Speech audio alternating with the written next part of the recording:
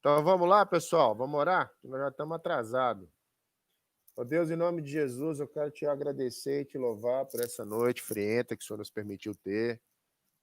Que possamos aqui, Senhor, ouvir a tua palavra, ler um pouco, ler as tuas escrituras e ser iluminado pelo teu Espírito para entender mais a tua verdade.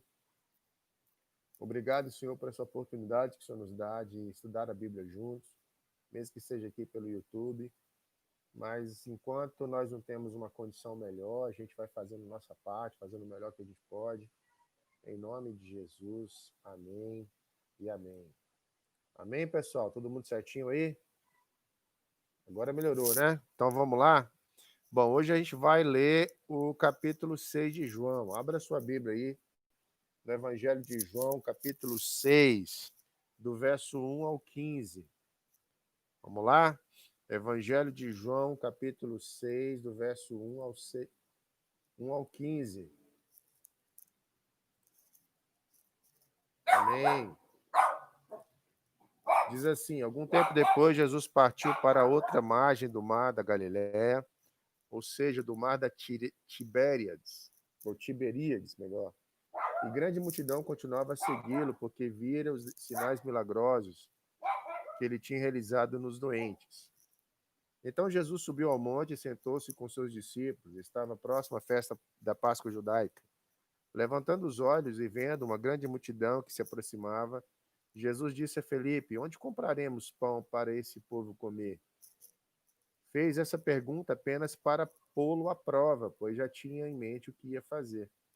Felipe lhe respondeu: 200 denários não compraria pão suficiente para cada um recebesse um pedaço. Outro discípulo, André, Simão, irmão de Simão Pedro, tomou a palavra. E aqui está um rapaz com 5 pães de cevadas e 2 peixes, mas o que é isto para tanta gente? Disse Jesus: manda o povo assentar-se. Havia muita grama naquele lugar, e todos se assentaram. E eram cerca de 5.000 homens. Então Jesus tomou os pães e deu graças e partiu entre os que estavam, né, assentados, tanto quanto queriam. E o fez o mesmo com os peixes. Repetindo o verso 11 aí. Então Jesus tomou o pão e deu graças, repartiu entre os que estavam assentados, tanto quanto queriam, e fez mesmo com os peixes. Depois de todos receberam o suficiente para comer, disse a seus discípulos: junte os pedaços que sobraram, que nada seja desperdiçado. Então eles juntaram e encheram 12 cestos, com pedaços dos pães de cevada, deixado por aqueles que tinham comido. Depois de ver o sinal milagroso que Jesus tinha realizado, o povo começou a dizer: sem dúvida, este é o profeta que devia vir ao mundo. Sabendo Jesus que pretendia proclamar ao rei à força, retirou-se novamente sozinho para o monte. Então vamos lá. No capítulo anterior, Jesus ainda estava em Jerusalém, né? Em relação, em função da festa judaica, Páscoa. Agora Jesus, ele, claro, em virtude da cura que aconteceu no capítulo anterior, Jesus é forçado a sair de Jerusalém, porque em Jerusalém começaram a tramar para a sua morte, e Jesus não podia morrer antes do tempo. Ali, os homens, os judeus, né, que estavam muito entristecidos e de certa forma, injuriados, porque Jesus havia curado o homem no sábado, né, 38 anos lá, coxo, né, o capítulo anterior que a gente havia dito. Em vez de ficar feliz pela cura do homem, eles ficaram muito bravos, porque Jesus havia curado no sábado. Vejam vocês. Então, em virtude disso, Jesus vai. Graça e paz a todos aí, viu? E aí o que acontece? Jesus vai para Galiléia. Ele vai de uma maneira forçada, né? Porque não podia permanecer em Jerusalém. Então, do verso 1 ao 4, narra isso, né? De Jesus indo para Galiléia. E a Bíblia diz que os sinais acompanhavam Jesus, né? Os doentes, as multidões. Com certeza, muitas das pessoas que viram Jesus curar o homem em Jerusalém, 38 anos já, coxo, né? Muitas dessas pessoas o seguem para a Galiléia. E lá na Galiléia, essa grande multidão que o seguia na Galiléia, houve esse que esse grande acontecimento da multiplicação dos pães e peixes. Então vamos lá, versos 5 e 7. Vamos compreender o que está aí. Levantando os olhos e vendo uma grande multidão que se aproximava, Jesus disse a Felipe: Onde compraremos pão para esse povo comer? Fez essa pergunta apenas para pô-lo à prova, pois já tinha em mente o que ia fazer. Felipe lhe respondeu: 200 denários não compraria pão suficiente para cada um receber um pedaço. Olha lá que conversa interessante de Jesus com o Felipe. Vamos entender um pouco sobre esse Felipe aqui. Esse Felipe, ele entendia muito bem de economia, de números, né? Eu estava lendo aqui um livro em relação a algumas habilidades dos apóstolos, e Felipe, ele era um cara muito entendido nessa questão de economia, de questão de gastos, né? Da compreensão dos números, né? E Jesus aproveitou esse momento, depois de ver a grande multidão que se aproximava com fome, para ensinar algumas coisas aos discípulos. E ele faz isso com André, para pô-lo à prova, para perceber, de fato, e a gente vai ver isso mais à frente, se, se os discípulos agora o enxergavam da mesma maneira que as multidões. A gente não vai entrar hoje aqui, porque aqui a gente está só no verso 15, mas mais à frente ainda é muito interessante, depois como Jesus trata essa multidão que está atrás dele apenas por milagres, né, por causa de pães. Então Jesus quis colocar à prova aí o conhecimento dos apóstolos e faz essa pergunta para André. André, e aí, amigão, como é que a gente vai fazer para alimentar tantas pessoas que estão chegando aí?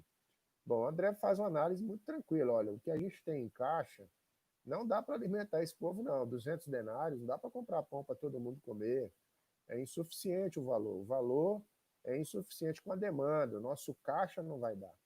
Então, o André faz uma análise ali bem natural das coisas, né? Sabe aquele irmão que chega, olha, pastor, o dinheiro não dá não, pastor. Tá pouco, não tem jeito, né? A gente pode olhar o André de uma maneira bem um homem equilibrado, né?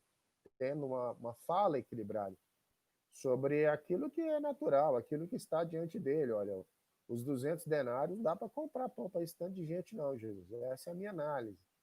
Mas aí a gente percebe que Jesus estava colocando ele à prova porque que Jesus queria ver uma demonstração de fé, né? Ou quem sabe os apóstolos poderiam cogitar ou entender aquilo que Jesus queria fazer, né? Então Jesus queria perceber como é que estava a análise dos apóstolos em relação à percepção que eles tinham em relação a Jesus. Então, o André entendeu que as pessoas estavam exaustas, entendeu que as pessoas estavam com fome. Jesus também entende isso, que eles estavam exaustos. Né? Mas antes de a gente entrar aqui nessa resposta de Felipe, André não, de Felipe, né? Depois eu falo do André. De como ele fala isso e Jesus responde, lá no verso 5, perceba lá um texto bem interessante. Ó. Levantando os olhos e vendo uma grande multidão se aproximava, Jesus levantou os olhos, vamos imaginar essa cena. A multidão estava vindo, ainda não estava ainda com a diagnóstico ainda da fome e de o que dá para comer, né? Mas a Bíblia diz que Jesus, vendo a multidão se aproximando, ele já viu a necessidade que essas pessoas poderiam ter, né? Levantando os olhos e vendo uma grande multidão que se aproximava, Jesus diz a Felipe: onde compraremos pão para esse povo comer? Então Jesus já enxerga a necessidade da multidão antes mesmo de falar com os apóstolos. Jesus já tinha cogitado já em seu coração o que ia fazer, né? Nós estamos falando de Deus, a sua presciência aí. Então Jesus usa essa oportunidade para ensinar alguma coisa a Filipe e aos apóstolos. E Filipe faz essa análise, como eu disse, essa análise lógica, né? Olha, é muita gente e pouco dinheiro, não tem jeito, Jesus. Não tem como a gente alimentar com o caixa que nós temos. A economia e os números são frios, né? Não tem como. Aí Jesus olha para ele, realmente. Eu penso que Jesus, nesse momento, começa a compreender, né? Como é que os seus apóstolos estavam em relação à fé, porque o Felipe se assemelhou aí aos espias do Antigo Testamento, que só olhou a dificuldade diante deles, né? Os problemas, né? e ainda não tinham compreendido a questão da visão espiritual das coisas. Não é nenhum problema em ser natural, ter pé no chão, mas a fé é o firme fundamento das coisas que não se vê, mas se espera, né?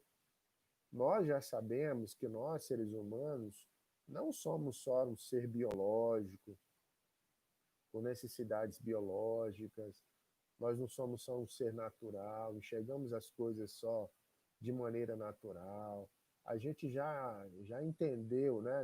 Já, ou pelo menos já devia ter entendido que nós precisamos saber que a fé é isso, é a certeza, a convicção das coisas que eu não vejo, mas eu tenho certeza que são reais, né?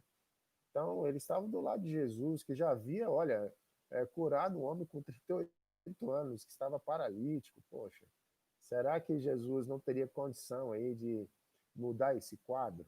Então, faltava uma visão espiritual para o Felipe. E aí a gente tem uma visão natural do Felipe, e agora vamos ter a visão do André, né? Verso 8 e 9. Vamos olhar aí. Outro apóstolo. Olha comigo aí. O verso 8. Outro discípulo, André, Simão de Pedro, tomou a palavra e disse: Aqui está um rapaz com 5 pães de cevada. Presta atenção aí nesse pão de cevada. E 2 peixinhos. O verbo que João usa denota a compreensão de que o peixe era pequeno. Por isso que João trata a questão do peixinho, né? As outras narrativas de Mateus, Marcos e Lucas, isso, eles não tratam esse verbo como João trata, né? Eles falam peixe, mas João fala peixinho. O verbo que ele usa é diferente. A forma de tratamento, né, do peixe é diferente. O verbo não, né? A forma de como ele tratou, né, a palavra denota a compreensão de que se tratava de peixe. Então, presta atenção. André, olhando a multidão, ele interrompe a conversa com Jesus e o Felipe fala: peraí, o problema é Jesus vai além, não é só os R$ 200 que é pouco, não, os 200 denários, né? 200 reais. 200 denários que é pouco, não. Eu estava dando uma olhada na multidão aí, eu só encontrei 5 pães de cevada e 2 peixes pequenos. Pão de cevada, pessoal, é um pão que era mais barato dos pães, né? Dentre os pães, esse é o mais barato. E costumava, né, que as pessoas dar esse pão de cevada para os animais, para você ter ideia, né? Então, o garoto, coitado, que estava lá com esses 5 pães e 2 peixes, estava com uma porção pequena e uma porção simples, né? Porque os 5 pães de cevada eram 5 pães que se davam a animais, né? Pouco poder nutricional. Imagina multiplicar um pão desse. Ou seja, melhor, imagina ter um pão desse para multiplicar, para alimentar uma multidão, né? Ainda não estava pensando na multiplicação. E Jesus, e os peixes pequenos, né? 2 peixes pequenos, era uma porção para uma pessoa. Então, havia ali, e que o André estava demonstrando para Jesus, que tinha um problema de quantidade e qualidade para alimentar as pessoas. O que tem não dá, né? Mas aí ele faz essa outra nota. Então, 2 apóstolos de Jesus tendo um olhar bem natural para aquilo que seria a proposta de Jesus, né? Um sendo natural em relação ao dinheiro e outro sendo bem assemelhando a Felipe com a mesma visão, né, de impossibilidade ali diante da dificuldade de alimentar as pessoas. Então, André faz, na verdade, uma fala dessa pequena provisão, né, é insuficiente. O que nós temos não vai suprir a necessidade, Jesus, é pouco demais. Então, a análise que eles fazem é essa. Em um momento, os apóstolos eles apontam para algo mais sobrenatural ou espiritual, ou até de dizer: "Bom, senhor, o senhor sabe que a multidão precisa da cidade, tem a necessidade, eu tenho certeza que o senhor tem a melhor resposta." Em nenhum momento eles colocam Jesus na equação, né? Eles só fazem análise daquilo que eles viram, do pouco dinheiro e da pouca porção. Eles não olham para Jesus e espera de Jesus a resposta. Pelo contrário, eles olham só para as dificuldades que estavam diante deles. Aqui é uma lição muito interessante para a gente que está e entende que Jesus ele é a nossa fonte, né? Fonte de paz, fonte de alegria. A gente tem que compreender, amado, de que o Senhor está no controle das coisas, né? De que, por mais que as circunstâncias sejam adversas para aquilo que nós precisamos, ou algo impossível, né? 5 multidões, 5.000 homens, diz a Bíblia, fora crianças e mulheres. Então, era muita gente.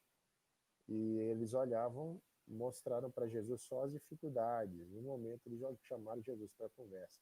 O verso 10 diz assim: Disse Jesus: Mande o povo assentar-se. Havia muita grama naquele lugar, e todos se assentaram, eram 5.000 homens.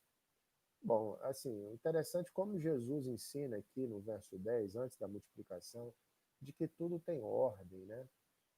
Com as coisas de Deus, até com os milagres de Deus, nós temos ordem.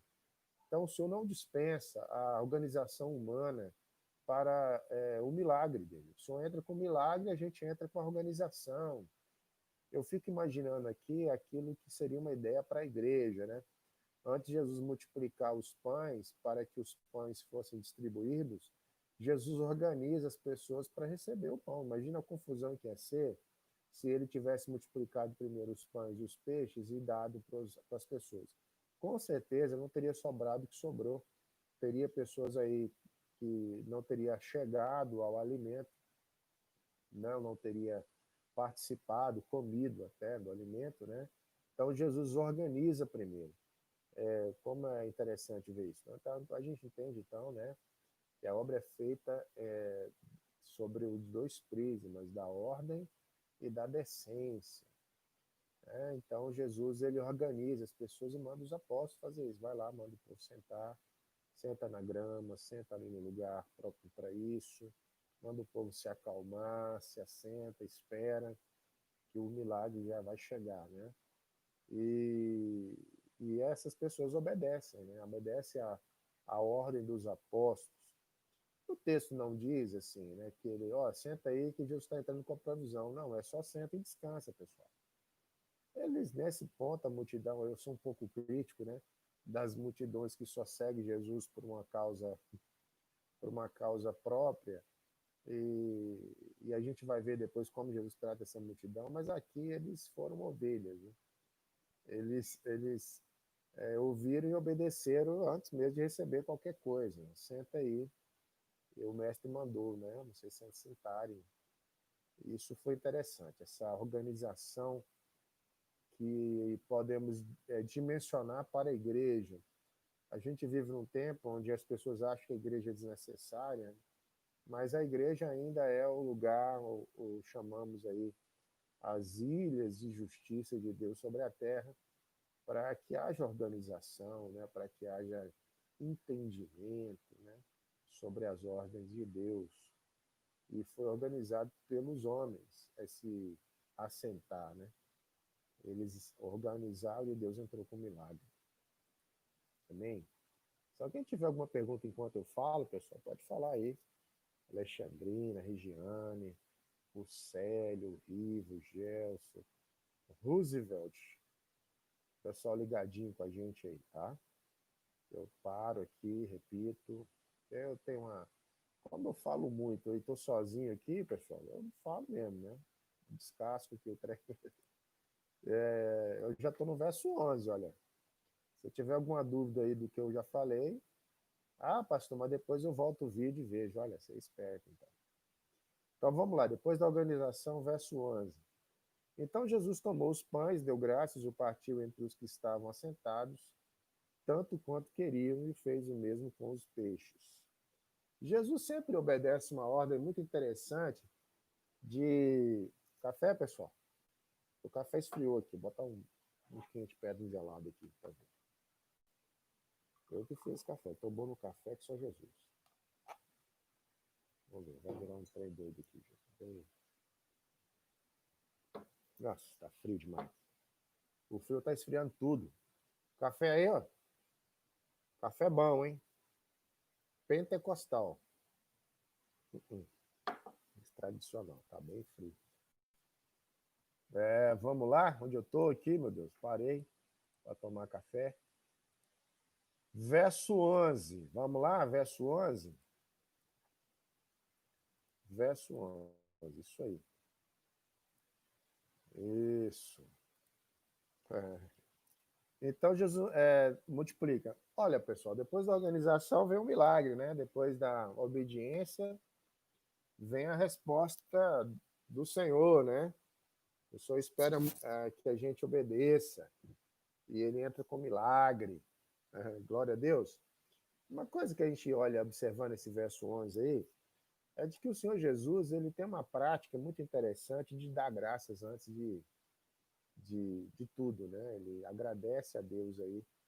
Isso aconteceu com Lázaro. Senhor, eu agradeço pelo que o Senhor já fez, né? Eu até preguei isso domingo. Não sei se foi domingo agora, passado. Foi passado agora. De que ele agradece, né? Ele usa essa agenda da prática do agradecimento e agradece o que tem. Agradece pelos 5 pães e 2 peixes, agradece pela provisão que o Senhor disponibilizou para dali fazendo um milagre. O Senhor Jesus agradece o pouco, né? Ele agradece o que tem e espera que o Senhor faça algo a mais, né? Ele não deixa de valorizar aquilo que já está na mão, né? Jesus ele é grato. Isso é muito interessante. A gente não pode esquecer de entender de que Jesus já tem feito muitas coisas, né? E Jesus ele ora nessa perspectiva, que aquele que se alimenta dele não tenha mais fome. A gente aproxima de Jesus com essa noção, né? De que aquele que se aproxima dele não tenha mais fome. Então Jesus ele ora e multiplica, e esses pães são suficientes para alimentar e sobrar. Diz a Bíblia que o fruto do milagre fizer que as pessoas tivessem fartas, né? Comeram em abundância. Assim como Deus fez com o azeite da viúva no Antigo Testamento, agora ele faz com o pão os peixes. O mesmo Deus que opera, ele é o Deus de milagres. Amém? Multiplicou os pães e os peixes. Verso 12 e 13. Depois que todos receberam o suficiente para comer, disse aos seus discípulos: ajunta os pedaços que sobraram, que nada seja desperdiçado. Então eles ajuntaram e encheram 12 cestos com os pedaços dos 5 pães de cevada de peixe, de pão de cevada, deixados por aqueles que tinham comido. Então Jesus ele nos mostra que uma coisa que não está na agenda de Deus é o desperdício. Podemos dizer, amados, que desperdício é pecado, né? E como Jesus ele coloca aí em nossa, joga em nossa cara essa questão aí, olha, sobrou, sol, não pode, que os milagres eles são uma coisa que Deus realiza, né? Deus ele enche os seus de abundância, né? Mas o Senhor não quer que sobre ao ponto de desperdício. Por que esse que sobra não possa ser distribuído para quem não tem, né? E é uma coisa que a gente percebe que, como as coisas estão hoje, né? É, na casa de muitos ricos, o desperdício, que seria uma, o que desperdiça na casa dessas pessoas seria vital para aqueles que não têm nada, né? Jesus ele não se agrada disso, de, de você desperdiçar aquilo que é jogar fora, né? Aquilo que poderia ser vital para outros. Então essa justiça do reino que está em xeque aí, né? Que Jesus ele manda a igreja fazer isso, ele manda as pessoas fazer. Porque a responsabilidade do ensino é da igreja. Quem foi lá juntar o que sobrou foi os apóstolos. Jesus pode dizer, ó, manda a multidão pegar esse que sobrou, botar numa sacola, guardar, não. Ele dá a responsabilidade para a igreja de ensinar o povo, de, olha, vai lá e junta. o que o povo deixou para lá, entendeu? Ensina esse povo que desperdício é uma coisa feia. Né? Então os apóstolos vai e faz isso, né? Obedecendo na ordem do Cristo. Amém, pessoal? E agora chegamos no verso 14 e 15. Bem, verso 14 e 15, já no final, depois de ver o sinal milagroso que Jesus tinha realizado, o povo começou a dizer: sem dúvida, este é o profeta que deveria vir ao mundo. Sabendo Jesus que pretendia proclamar o rei à força, retirou-se novamente sozinho para o monte. Olha só, Jesus, quando ele vem na terra, ele vem com firme propósito de ser o Cordeiro de Deus. Jesus não aceita mudar isso, amados. Ele não aceita, não se permite mudar isso, porque era aquilo que era a vontade do Pai, né? Vim como um cordeiro para morrer pelo pecado das pessoas. Então, o que aconteceu? Jesus começou a sentir um burburinho entre as multidões para torná-lo rei à força. Porque havia uma concepção em Israel de que eles esperavam um profeta, um Messias, que viesse para restaurar o reino naqueles dias. Tanto que o Judas que traz Jesus, ele é imbuído desse mesmo sentimento, né? De ter um libertador de Israel. Mas Jesus não vem com esse propósito de ser rei para um tempo cronos. Ô, pastor, que é isso? É um tempo aqui, né, determinado aqui na Terra. Porque o tempo é dividido assim, o Kairos é o de Deus, o Cronos é o nosso. Jesus sai do Kairos para o Cronos. E ele veio, ficou 30 anos, né, no tempo Cronos, e do 30 ao 33 foi o ministério dele. Vamos supor que Jesus se torne rei, aí ele vive aí tem uns 90, 100 anos, então 100 anos de tempo Cronos sendo rei. Não era esse o objetivo de Jesus enquanto aqui na Terra veio. Ele veio para cumprir o propósito da cruz, para caminhar para a cruz. Então ele não aceita. Então imagina, uma multidão em torno de Jesus para proclamar o rei, ia ser uma coisa descontrolada, né?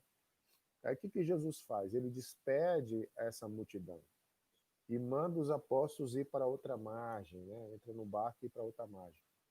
É aí que acontece em seguida, quando Jesus caminha sobre o mar e os apóstolos ficam com medo, né? Porque não entenderam que era Jesus. Mas isso é uma outra história que nós vamos contar na próxima aula.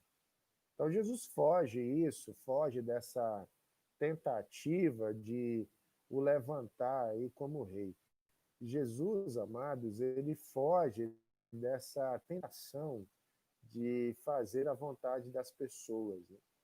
Ele foge da tentação de fazer do glamour, né, que as pessoas queiram jogar sobre ele. Então a multidão tem uma força, né? Imagine que essa multidão em Jerusalém, na época da crucificação, disse: crucifica-o, né? E escolheu Barrabás. A multidão ela tem força quando ela deseja algo. Então Jesus dissuadiu, né? Essa multidão daquilo que eles queriam, de torná-lo rei. Jesus não se envaidece com isso, pelo contrário, ele foge dos aplausos, ele foge dessa convocação para o ego, e Jesus ele vai para o silêncio das orações. Diz a Bíblia no verso 15 que ele retirou-se novamente sozinho para o monte. Jesus prefere o silêncio das orações do que os aplausos das multidões, se esses aplausos são aplausos que queiram tirá-lo do foco da cruz. Amém? Então Jesus ele não se encanta com os aplausos das pessoas.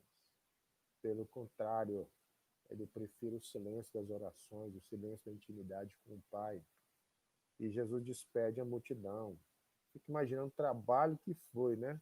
De Jesus despedir dessa multidão para eles, para demovê-lo, né? Demovê-los dessa questão de torná-lo rei. Jesus é maravilhoso, né, amados? Ele nos ensina essa grande lição de que nós não podemos arredar daquilo que é o nosso propósito, o propósito que Deus tem para nós. Né? E o Senhor espera que a gente obedeça, né? tendo Jesus como nosso exemplo. Amém, amados? Glória a Deus. Então, terminamos aqui do verso 1 ao 15, a nossa leitura expositiva, né? Não é um estudo, né? Porque estudo, eu falo, vocês falam, e a gente vai, né? Mas eu estou fazendo leitura, nos propondo a fazer uma leitura expositiva, explicando para você que quer aprender um pouco mais da Bíblia, né? Que não deixa de ser também, né? É verdade, não deixa de ser uma compreensão, um estudo da leitura pela Bíblia, da Bíblia pela Bíblia. Amém? Glória a Deus. Posso ouvir um glória a Deus aí? Alguém quer um café frio?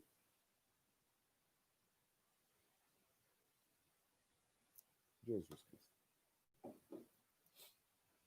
Tudo certo aí, pessoal? Alguma pergunta? Como sempre, nenhuma, né? Vocês não vão me surpreender com uma pergunta, não.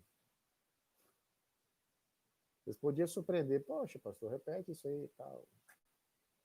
Mas vocês são demais, né? Vocês não gostam de perguntar. Amém? Alguma dúvida? Da explicação? Da leitura? Aleluia. Glória a Deus. Glória a Deus. Amém? Posso ouvir um amém? Então vamos estar encerrando, então, nossa aula de hoje. Espero vocês no domingo na igreja. Vamos estar atentos aí, pessoal, com a ausência, né? Eu sei que a gente tem que tomar cuidado e tal, mas veja, a igreja também é um lugar seguro, viu? Temos álcool em gel, você fica sentadinho lá, não tem contato com ninguém. E nós temos que ser bem coerentes, né, pessoal? Que a gente vai em tudo que é lugar, né? Vai no mercado, vai na feira, vai na lanchonete. E a igreja é perigoso, né? Não podemos, né? É claro que existem as pessoas que a própria lei não autoriza aí, pessoas com síndrome gripal, pessoas que estão, né, com problema de comorbidade, idade, criança. Mas o resto, pessoal, precisamos retomar a nossa vida comunitária. Amém? Pense nisso aí. Ó Deus, em nome de Jesus, eu quero te agradecer por essa aula abençoada, por essa leitura que o Senhor nos permitiu ter da tua palavra. Que o Senhor abençoe a cada filho teu, filha tua que está aqui nos ouvindo, em nome de Jesus. E que o Senhor possa cada dia estar conosco, nos ajudando e auxiliando para fazermos o melhor para ti, em nome de Jesus. Amém. E amém. Amém? Glória a Deus.